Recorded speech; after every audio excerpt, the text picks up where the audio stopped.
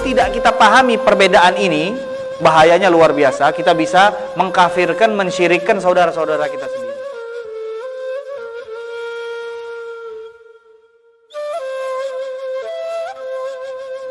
Bismillahirrahmanirrahim. Alhamdulillahirabbil alamin wa sallallahu wasallama ala sayyidina wa maulana Muhammadin wa ala alihi wa sahbihi ajma'in. Qala al-musannif al-imam al-arif billah Buya Sayyid Muhammad ibn Alawi ibn Sayyid Alawi al-Maliki al-Hasani al-Makki rahimahullahu ta'ala wa nafa'ana bihi wa bi ulumihi wa bi ulumi sairi salihin fid darain amin. Ila an qala الشيخ محمد بن عبد الوهاب يقول بجواز توسل.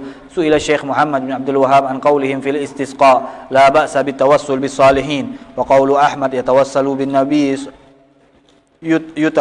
بالنبي صلى الله عليه وسلم خاصة مع قولهم إنه لا يستغاث بمخلوق، فقال فالفرق ظاهر جدا وليس الكلام مما نحن فيه، فكون بعضهم يرخص بالتوسل بالصالحين وبعضهم يخصه بالنبي صلى الله عليه وسلم وأكثر العلماء ينهى عن ذلك ويكرهه، فهذه المسألة من مسائل الفقه، وإن كان الصواب عندنا قول الجمهور من أنه مكروه فلا ننكر على من فعله ولا إنكار في مسائل الاجتهاد، ولكن إنكارنا على من دعا لمخلوق أعظم مما يدعو الله تعالى ويقصد القبر يتضرع عند ضريح الشيخ عبد القادر أو غيره يطلب فيه تفريج الكروبات وإغاثة اللهفات وإعطاء الرغبات، فإن هذا ممن يدعو الله مخلصا له الدين لا يدعو مع الله أحدا، ولكن يقول في دعائه أسألك بنبيك أو بالمرسلين أو بعبادك الصالحين أو يقصد قبر معروف أو غيره يدعو عنده لكن لا يدعو إلا الله مخلصا له الدين، فأين هذا مما نحن فيه؟ وهذا يدل على جواز التوسل عنده غاية ما يرى أنه مكروه في رأيه عند الجمهور، والمكروه ليس بحرام فضلا عن أن يكون بدعة أو شركا. الشيخ محمد بن عبد الوهاب يتبرأ ممن يكفر المتوسلين، وقد جاء عن الشيخ محمد بن عبد الوهاب في رسالته الموجهة لأهل القصيم الاستنكار الشديد على من نسب إليه تكفير المتوسل بالصالحين، وقال إن سليمان بن سحيم افترى علي أمورا لم أقلها ولم يأتي أكثرها على بالي، فمنها أني أكفر من توسل بالصالحين، وأني أكفر البوصيري لقوله يا أكرم الخلق، وأني أحرق دلائل الخيرات. وجوابي عن هذه المسائل أن أقول سبحانك هذا بهتان عظيم. وجاء أيضا تأييد قوله هذا في رسالة أخرى له بعثها إلى أهل المجمعة يقول فيها إذا تبين هذا فالمسائل التي شنع بها منها ما هو من البهتان الظاهر، وهو قوله إني أكفر من توسل بالصالحين وإني أكفر البوصيري إلى آخر ما قال. ثم قال وجوابي فيها أن أقول سبحانك هذا بهتان عظيم. Alhamdulillah wa syukurillah. Setelah kemarin kita menjelaskan tentang beberapa penjelasan dari Imam Asy-Syaukani yang memberikan pemahaman sesuai dengan akidah Ahlussunnah wal Jamaah, di mana beliau mengatakan bahwa orang yang bertawasul dengan nabi atau bertawasul dengan hamba-hamba Allah yang soleh atau bertawasul dengan orang yang alim, menjadikan mereka wasilah untuk dikabulkan satu doa, untuk sampainya hajat mereka, itu tidak masuk dalam bagian orang yang sedang menduakan Allah atau syirik. Karena yang diminta tetaplah Allah Subhanahu wa ta'ala dengan wasilah mereka orang-orang yang soleh. Nah, adapun ayat-ayat yang mereka bacakan, yang mereka jadikan dalil untuk mensyirikkan orang-orang yang bertawasul, itu kata Imam Asy-Syaukani adalah ayat-ayat yang Allah turunkan untuk orang kafir yang mereka menyembah zat selain Allah Subhanahu wa ta'ala. Jadi tidak bisa kita menyamakan orang-orang muslim yang bertawasul, menjadikan wasilah hamba-hamba Allah yang soleh agar disampaikan doa mereka kepada Allah, kita samakan dengan orang-orang yang menyembah patung, yang menyembah batu, yang menyembah matahari, yang mereka kemudian mengatakan bahwa mereka menyembah patung ini hanya untuk menjadikan patung ini wasilah mendekatkan diri kepada Allah. Tidak sama. Karena yang ini menyembah, menjadikan Tuhan selain Allah Subhanahu wa ta'ala. Sedangkan orang muslim, tidak ada satupun dari mereka pada saat mereka bertawasul, mereka meyakini bahwa wasilah yang mereka jadikan untuk bertawasul ini adalah Tuhan mereka. Nah, jadi ini perbedaan yang sangat jelas Karena kalau tidak kita pahami perbedaan ini, bahayanya luar biasa. Kita bisa mengkafirkan, mensyirikkan saudara-saudara kita sendiri. Nah, ini yang disampaikan kemarin Imam Asy-Syaukani. Nah, sudah kita jelaskan kemarin bahwa Imam Syaukani ini kenapa kok dibahas di sini, karena beliau ini termasuk idola orang-orang aliran ini. Idola ini Imam Syaukani. Dan juga beliau ini termasuk ulama kita. Adalah orang yang dikenal dengan ilmu hadisnya, ilmu fikihnya. Jadi karangan-karangan beliau dibaca sampai sekarang di pondok-pondok pesantren. Di antaranya kitab beliau yang sangat terkenal, Nailul Autor, yang di dalamnya dibahas tentang fikih lintas madhab. Nah, ini Imam Asy-Syaukani. Nah, sekarang kita berada pada poin yaitu di mana kita membutuhkan, menurut pendiri Muhammad bin Abdul Wahhab, bagaimana tanggapannya tentang tawassul. Nah, jadi sekarang kan kita tahu nih, pengikut-pengikutnya mengatakan tawassul itu suatu bentuk kesyirikan. Lah, mereka ini mengaku penganut atau pengikut Muhammad bin Abdul Wahhab. Lalu bagaimana sebenarnya pendapat Syekh Muhammad bin Abdul Wahhab sendiri? Nah, ini yang perlu kita ketahui. Karena kalau kita sudah tahu, pendirinya saja tidak mengatakan seperti ini, lalu bagaimana pengikut-pengikutnya bisa membuat hal-hal atau pendapat-pendapat sedangkan yang mereka ikuti tidak mengatakan hal demikian. Nah, jadi ini Syekh Muhammad Abdul Wahhab mengatakan, beliau ditanya tentang perkataan ulama di dalam istisqa, bahwa tidak apa-apa bertawasul dengan orang yang soleh. Dan beliau juga ditanyakan tentang perkataan Imam Ahmad bin Hambal. Kata Imam Ahmad bin Hambal, boleh bertawasul dengan Nabi. Padahal ada juga pendapat ulama yang mengatakan innahu la yustaghatsu bi makhluk. Tidak boleh kita meminta pertolongan kepada makhluk.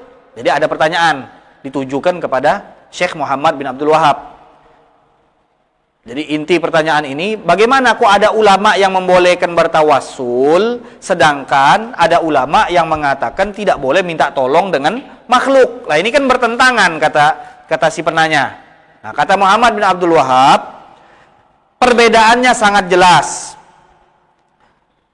Pada saat seseorang memperbolehkan bertawassul dengan orang yang soleh, dan sebagian ulama lagi memperbolehkan bertawasul dengan Nabi saja. Ya, jadi ini ada perbedaan. Ada yang memperbolehkan tawasul dengan Nabi saja, ada yang memperbolehkan tawasul dengan semua orang soleh. Dan kata beliau, kebanyakan ulama atau jumhur ulama, kata beliau, melarang itu dan tidak menyukainya. Jadi belum sampai kepada apa? Bid'ah atau syirik. Jadi hanya tidak menyukainya, kata Muhammad bin Abdul Wahhab. Jadi ini kata beliau permasalahan fikih. Lihat, ketika Muhammad bin Abdul Wahhab menjadikan ini permasalahan fikih, artinya apa? Kalau ada ijtihad yang salah di dalam fikih, namanya salah atau benar, bukan syirik atau tidak syirik. Harus kita pahami. Jadi kalau ada permasalahan fikih, konsekuensi kesalahan di dalam ilmu fikih, salah atau benar, bukan syirik atau tidak syirik. Kalau di dalam akidah, nah ini yang perlu kita ketahui, di dalam akidah, kalau ada kesalahan di dalam akidah, maka pembahasannya itu, kalau akidahnya ini yang dimaksud adalah urusan yang termasuk arkan di dalam apa? Di dalam akidah, hal-hal yang bersifat pondasi di dalam akidah, maka itu urusannya syirik atau tidak syirik. Tapi kalau di dalam bab fikih, itu permasalahannya salah atau benar. Misal, di dalam wudu, ada ulama berpendapat wudu itu harus membasuh semua kepala, wajib semua. Sebagian mengatakan nggak wajib semua, walaupun sebagian sudah cukup. Nah, ini nanti finalnya, kalau ada yang meyakini ini, ada yang meyakini ini, itu pada puncaknya nanti, finalnya nanti akan ada hasil, yaitu yang ini benar atau yang ini yang benar. Bukan, oh yang wudhu membasuh semua kepala syirik, yang membasuh sebagian kepala enggak nggak syirik. Nah, ini menunjukkan orang yang tidak tahu dengan ilmu fikih. Jadi di dalam ilmu fikih, kalau kita membahas tentang ibadat, muamalat, kalau ada kesalahan di dalamnya, itu maka konsekuensinya hanya pada taraf salah dan benar. Tapi kalau di dalam akidah, maka konsekuensinya adalah apa? Syirik dan tidak syirik. Orang mengaku Tuhan ada dua. Nah, ini bukan salah atau benar, tapi syirik atau tidak syirik. Nah, ini kalau dalam akidah. Dan juga perlu kita ketahui, bukan dalam semua urusan akidah, karena akidah itu dibagi. Sudah kita jelaskan. Ada yang usul, ada yang furu'. Jadi ada cabang, ada yang pondasi sifatnya. Ada yang sifatnya apa? Rukun. Nah, jadi di sini Muhammad bin Abdul Wahab memasukkan pembahasan tawassul ini bukan pembahasan akidah. Kata beliau, pembahasan fikih. Bagi sebagian ulama, atau menurut beliau kebanyakan ulama menganggap pembahasan tawassul ini dianggap makruh. Menurut beliau, yaitu terserah beliau. Dia berpendapat seperti ini, menganggap jumhur ulama. Padahal kalau nanti kita mau meneliti, nanti akan disebutkan di akhir di akhir pembahasan tawassul tentang ulama yang kita bilang jumhur, yang dibilang Muhammad bin Abdul Wahab jumhur itu sebenarnya nggak jumhur. Jadi hanya beberapa ulama saja yang memakruhkan tawassul tersebut. Nah, jadi sekarang poin yang harus kita ambil, pendiri yaitu Syekh Muhammad bin Abdul Wahab mengatakan, poin pertama dia katakan bahwa tawassul itu boleh, hanya saja hukumnya makruh. Kedua, yang namanya tawassul itu masuk dalam ranah permasalahan hukum fikih, bukan akidah. Siapa yang mengatakan? Muhammad bin Abdul Wahab. Nah, berarti konsekuensinya apa kalau dia masuk dalam ranah fikih? Berarti yang salah di dalam urusan ini hanya kita bilang, oh ini salah, ini benar. Tidak sampai kepada, oh ini syirik, ini tidak syirik. Kemudian beliau menegaskan, wala inkara fi masailil ijtihad. Tidak boleh kita mengingkari hal-hal yang di dalamnya ada ijtihad para ulama. Ada ijtihad para ulama. Jadi artinya ulama berbeda pendapat di dalam hal tersebut. Maka tidak boleh kita mengingkari hal tersebut. Contoh tadi misalkan, ulama dari kalangan Malikiyah menganggap bahwa berwudu harus dengan semua kepala. Membasuh atau mengusap semua kepala. Sedangkan dari Syafi'iyah mengatakan sebagian saja sudah cukup. Apakah boleh orang Maliki mengingkari? Jadi atas dasar nahi mungkar. Apa yang mereka anggap kemungkaran? Yaitu orang-orang Syafi'i yang berwudu tidak menyeluruh di dalam kepala. Apakah boleh? Mereka tidak boleh. Kenapa? Karena ini pembahasan ijtihad, pembahasan di dalam pembahasan fikih. Jadi di dalam pembahasan fikih kalau ada perbedaan pendapat ulama, kita tidak boleh mengingkari. Jadi yang ini benar, kita anggap seperti itu. Yang ini benar, bagi yang menganut ini benar, yang mengikuti ini juga benar. Selagi yang diikuti adalah ulama yang memang mereka diakui oleh ulama lainnya. Nah, kemudian beliau menambahkan sedikit dalam penjelasannya. Kata beliau, kecuali kalau misalkan ada orang datang ke kuburan-kuburan tertentu dan minta ke orang yang ada di dalam kuburan. Jadi bukan bertawasul. Jadi misalkan di dalam kuburan ini ada siapa?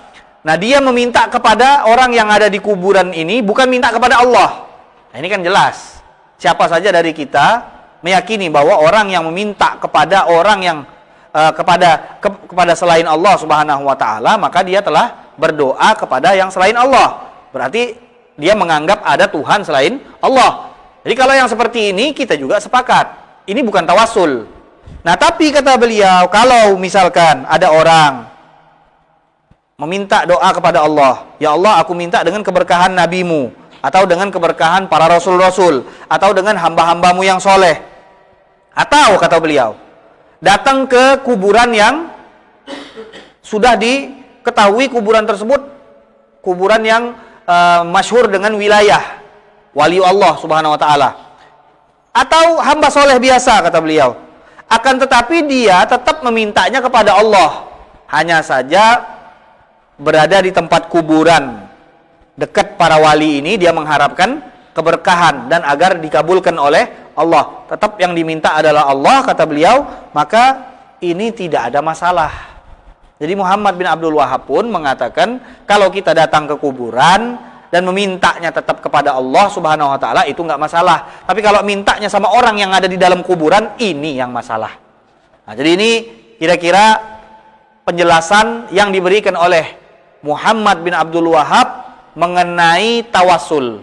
Nah, ini pendirinya Wahabi. Kemudian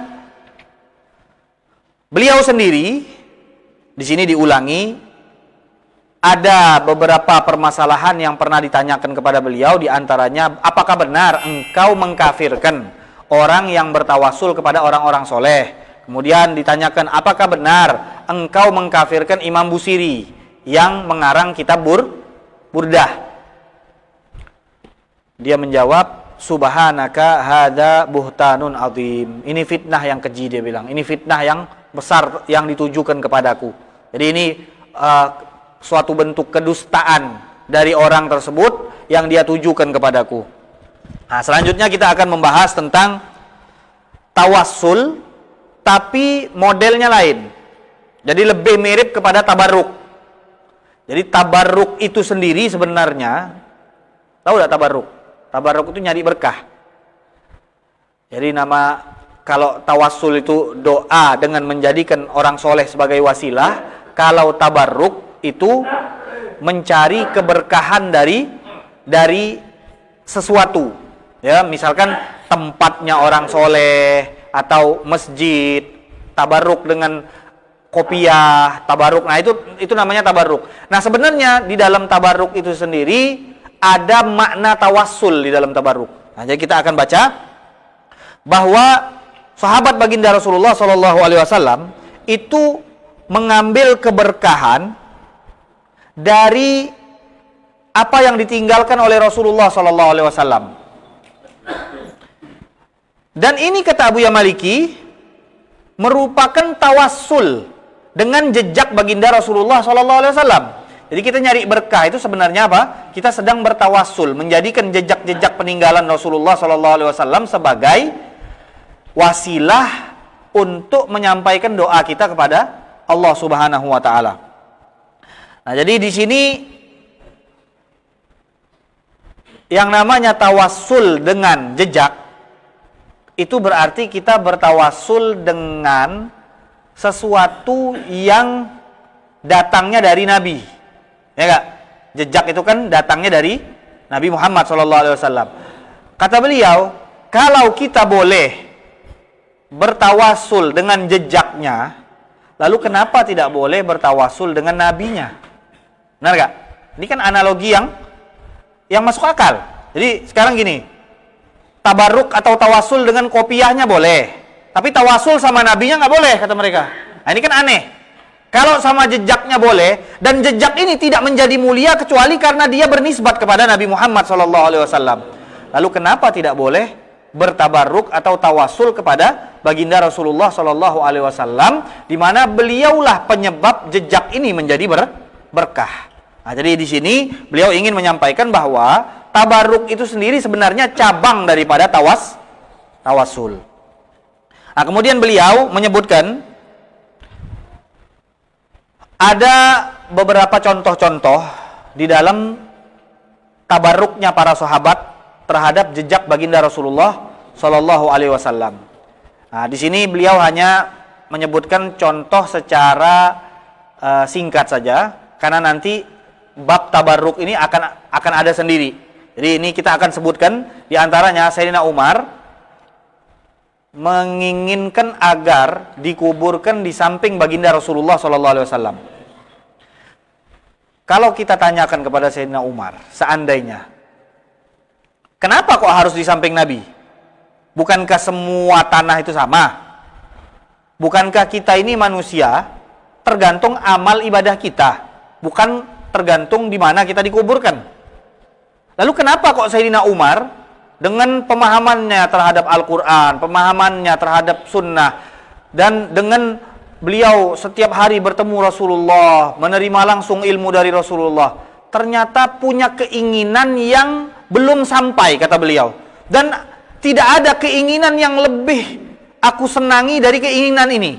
Apa keinginan tersebut? Aku ingin meninggal dan dikuburkan di samping baginda Rasulullah SAW. Maka pada saat beliau sebelum wafat, karena Sayyidina Umar ini kan ditusuk pada saat sholat berjamaah, ditusuk. Nah, yang membunuh Sayyidina Umar kemudian tertangkap, dan kemudian Sayyidina Umar Ibnul Khattab radhiyallahu taala anhu berkata kepada putranya Abdullah bin Umar, "Wahai Abdullah, kau pergi ke rumah Ummul Mukminin Sayyidah Aisyah, karena baginda Rasulullah SAW itu dimakamkan di kamar Sayyidah Aisyah radhiyallahu taala anhu. Jadi sudah dimakamkan Rasulullah dan di sampingnya sudah ada Sayyidina Abu Bakar As-Siddiq. Sayyidah Aisyah ternyata juga punya keinginan ingin dikuburkan di samping Rasulullah SAW. Jadi Rasulullah, ayahnya, dan beliau. Nah, jadi Sayyidah Aisyah sudah punya keinginan.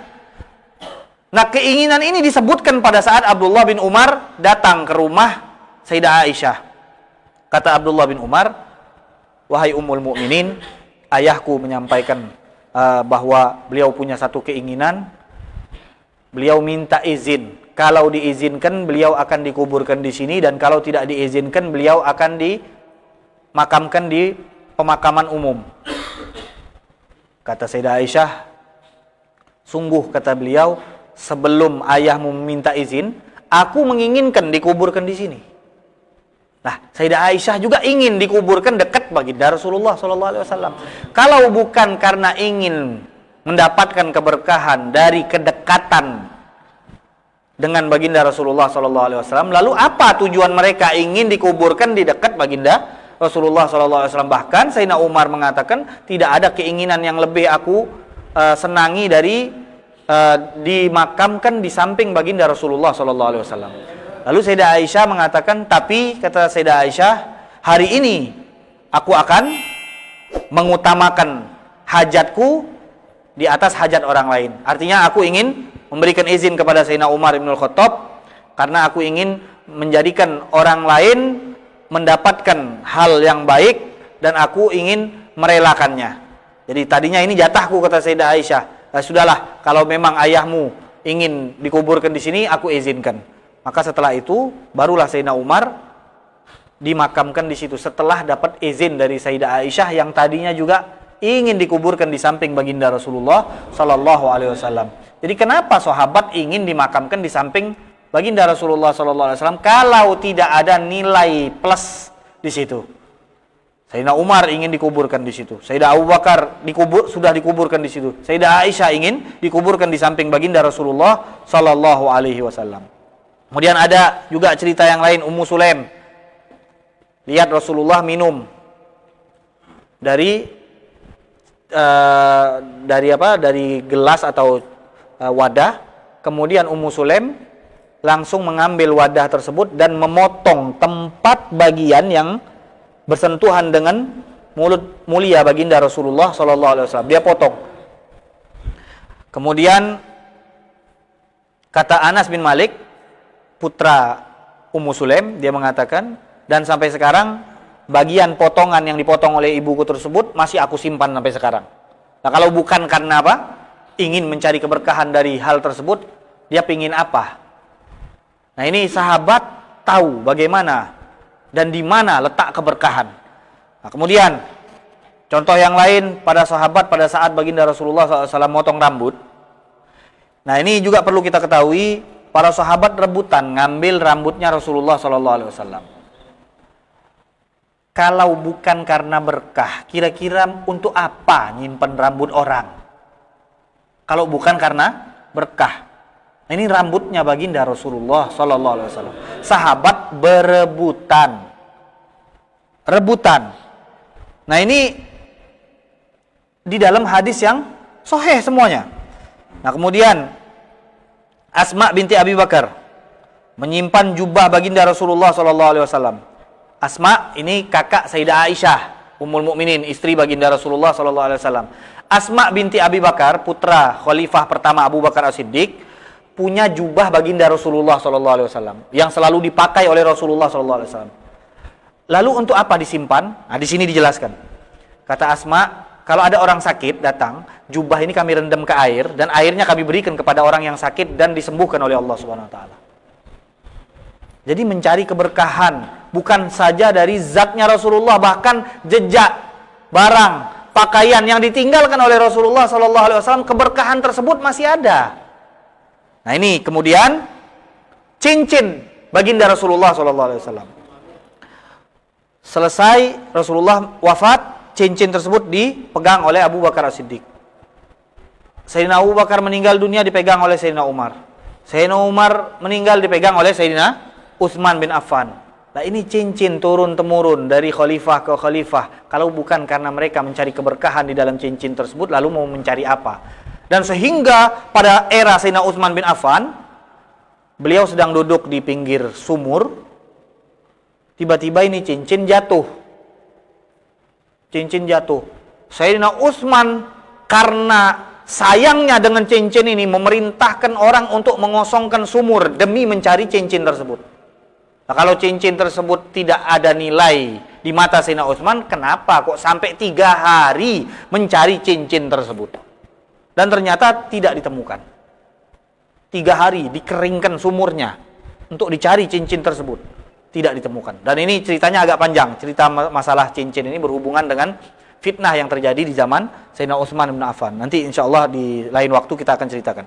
Nah, di sini kemudian masih banyak lagi hadis-hadis yang lain nanti akan disebutkan kata beliau pada saat pembahasan tabarruk. Karena banyak masih pembahasan tabarruk ini, makanya kalau kita tidak tahu hadisnya, mungkin orang yang melihat ada orang cium tangan, ada orang ngambil berkah dari rida, ngambil berkah dari, dia nggak paham.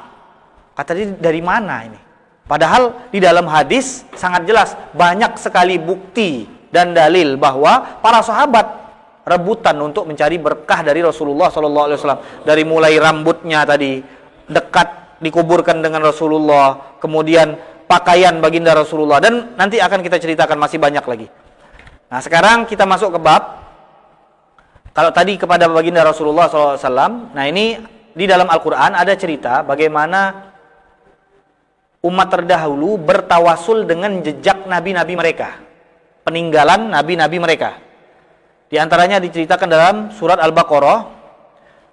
Qala Allah Subhanahu wa ta'ala, a'udzubillahi minasyaitonir rajim, wa qala lahum nabiyyuhum inna ayata mulkihi ayyatiyakumut tabutu fihi sakinatun min rabbikum wa baqiyatum mimma taraka alu Musa wa alu Haruna tahmiluhul malaikah.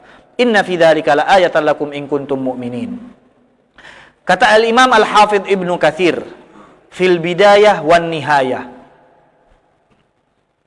Ini Imam Ibn Katsir ini juga termasuk ulama idolah mereka.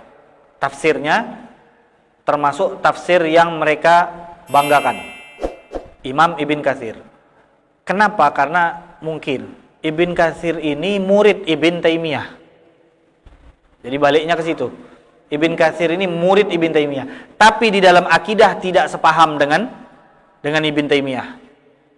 Kalau Ibn Qayyim Al-Jauziyah itu sepaham dengan Ibn Taimiyah. Dia bela habis-habisan gurunya itu. Nah, ini Ibn Katsir, murid Ibn Taimiyah, tapi tidak sepaham dengan Ibn Taimiyah di dalam pembahasan akidah. Jadi di dalam ayat ini, Ibn Katsir menukil dari Ibn Jarir. Ibn Katsir di dalam Bidayah wan Nihayah, di dalam kitabnya Bidayah wan Nihayah, bukan di dalam tafsirnya. Jadi beliau ini punya kitab Bidayah wan Nihayah, juga punya kitab tafsir Ibn Katsir. Beliau menukil dari Ibn Jarir tentang apa isi tabut. Tabut itu peti. Tabut itu artinya apa? Peti. Wa kanu idza qatalu ahadan minal a'da yakunu ma'ahum tabutul mitsaq alladzi kana fihi qubbatuz zaman kama taqaddama dzikruhu. Fakanu yunsaruna bi barakatihi wa bima ja'alallahu fihi minas sakinah wal baqiyah mimma taraka alu Musa wa alu Harun. Jadi pengikut Nabi Musa dan Nabi Harun kalau berperang, mereka akan membawa peti. Orang perang bawa pedang, mereka perang bawa peti. Peti ini isinya apa? Isinya dikatakan di dalam beberapa riwayat, ada wadah di dalamnya, dan kemudian ada tongkat, ada kitab Taurat, ada baju Nabi Harun, dan juga ada 2 sendal. Isi peti tadi, pakaian, sendal, tongkat, kitab Taurat, milik Nabi Musa dan Nabi Harun. Peninggalan Nabi Musa dan Nabi Harun ini mereka jadikan wasilah untuk mendapatkan kemenangan di dalam peperangan. Dan setiap mereka membawa peti yang isinya peninggalan nabi-nabi mereka, mereka diberikan kemenangan di dalam peperangan. Ini ayat diceritakan di dalam surat Al-Baqarah. Nah, itu apa kalau bukan tawasul? Apa kalau bukan tabarruk?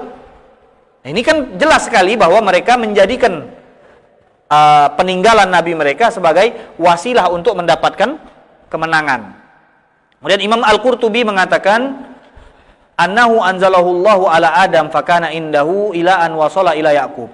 Peti ini ternyata, kata Imam Al-Qurtubi yang punya kitab tafsir Ayatul Ahkam, beliau mengatakan, peti ini tadinya Allah turunkan kepada Nabi Adam.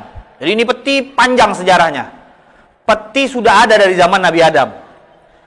Kemudian disimpan Nabi Adam sampai kepada Nabi Yakub. Berapa nabi itu? Sampai Nabi Yakub. Nabi Yakub bin Ishak bin Ibrahim. Dari Ibrahim ke Nabi Adam ada beberapa orang, banyak. Nah, ini dari Nabi Adam kemudian disimpan sampailah kepada Nabi Yakub ini peti.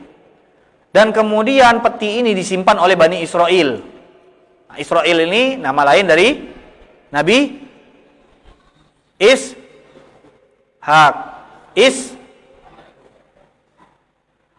Yakub. Nama lain dari Nabi Yakub. Ini beratus kali ditanya. Nama lain dari Nabi Yakub.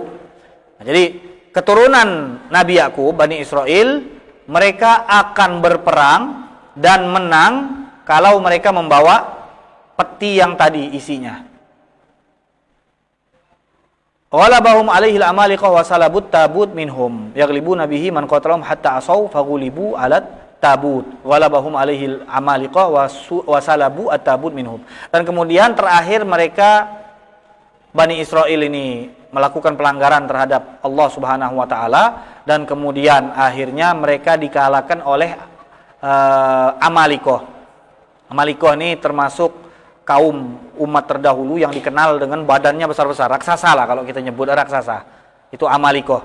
Makanya kalau di iklan-iklan TV Arab itu amlak itu berarti hal-hal yang berkaitan dengan hal-hal yang besar. Jadi kalau klub-klub besar, misalkan klub-klub sepak bola besar, mereka namakan Amalikoh, amlak, karena Amalikoh itu tadinya umat terdahulu yang memiliki postur tubuh besar-besar.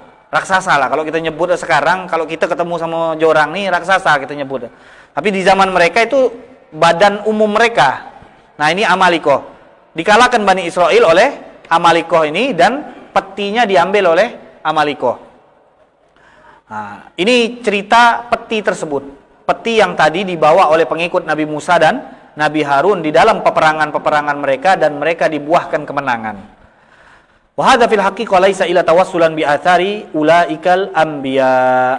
Nah, ini termasuk satu cerita yang membuktikan bahwa di zaman dahulu juga ada yang namanya tawasul dengan orang soleh, tawasul kepada nabi-nabi mereka, dan menunjukkan bahwa lagi-lagi tawasul itu bukan termasuk kesyirikan. Karena kalau dia termasuk bentuk kesyirikan, tidak mungkin ada syariat Nabi yang membawa kesyirikan. Semua Nabi itu membawa kepada tauhid. Semua Nabi membawa untuk mengesahkan Allah. Kalau ada salah satu dari Nabi yang membawa syariat di dalamnya mengandung kesyirikan, maka itu bisa dipastikan bukan Nabi. Nggak ada Nabi yang membawa kepada kesyirikan. Nah, kemudian ada cerita juga di sini bahwa Baginda Rasulullah SAW pada saat ibunda Sayyidina Ali bin Abi Thalib meninggal dunia, Rasulullah yang menggali lahatnya. Lahat tuh kalau kita kan yang di bawah kali-kali itu yang kita tutup dengan apa?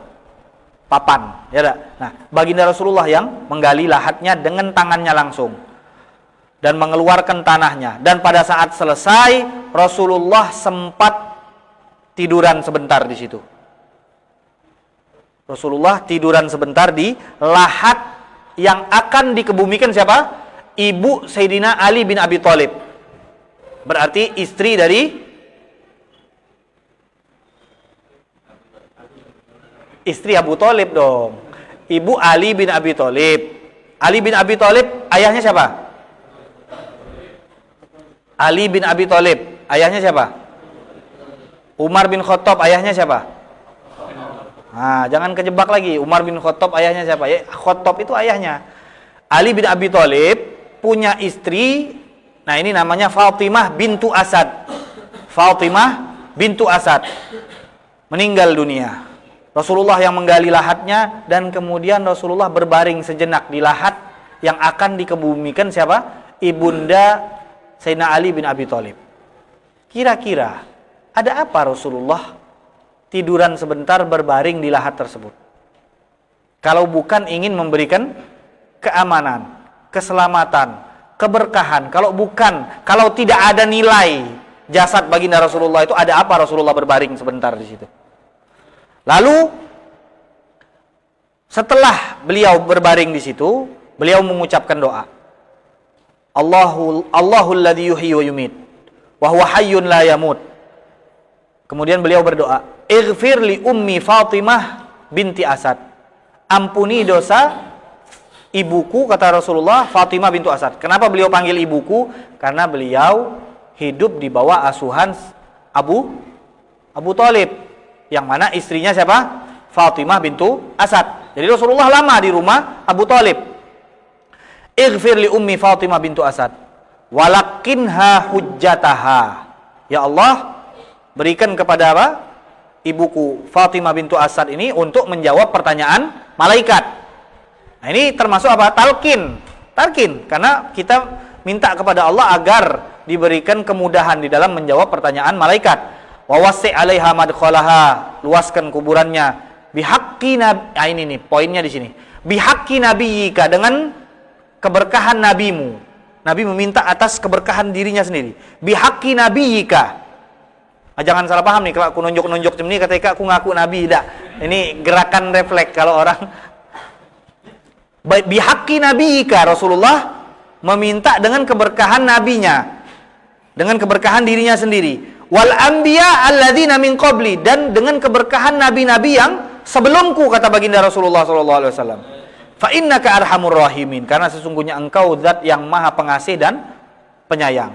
Zat yang maha pengasih dan penyayang. Kemudian Rasulullah takbir 4 kali dan kemudian memasukkan Sayyidah siapa?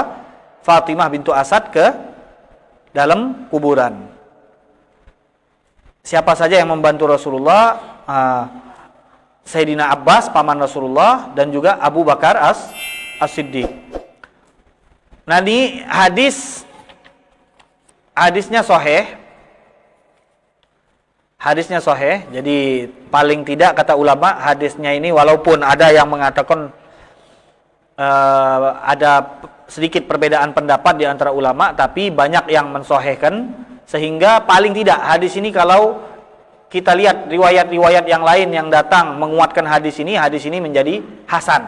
Paling tidak turunnya ke derajat hasan dan masih bisa dijadikan apa? Hujjah dan dalil. Di mana baginda Rasulullah SAW memberikan keberkahan dengan tubuhnya sendiri dan kemudian berdoa dengan tawasul kepada dirinya sendiri dan kepada nabi-nabi yang sebelum beliau, dan juga mentalkinkan.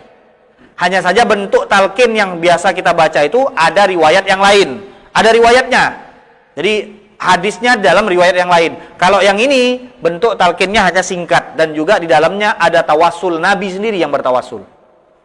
Jadi ini saya kira sangat jelas bagaimana ada yang namanya tawasul dari baginda Rasulullah SAW dengan keberkahan beliau sendiri dan dengan keberkahan nabi-nabi yang sebelum beliau. Nah, masih banyak pembahasan tawasul ini, jadi minta dimaklumi akan ada cerita-cerita yang insya Allah kita dapat faidah dari cerita-cerita tersebut. Paling tidak kita tahu dengan banyaknya cerita-cerita yang disebutkan di dalam hadis-hadis ini bahwa sebenarnya dalil tawasul itu sangat banyak sekali. Kenapa kok kita sebutkan semua? Biar orang paham. bukan cuman 1-2 dalil tawassul itu, bukan cuman 1-2. Banyak sekali dalil bertawassul, dalil meminta kepada Allah dengan keberkahan para wali, dengan keberkahan orang-orang yang dekat kepada Allah Subhanahu wa taala. Wallahu taala a'lam bissawab.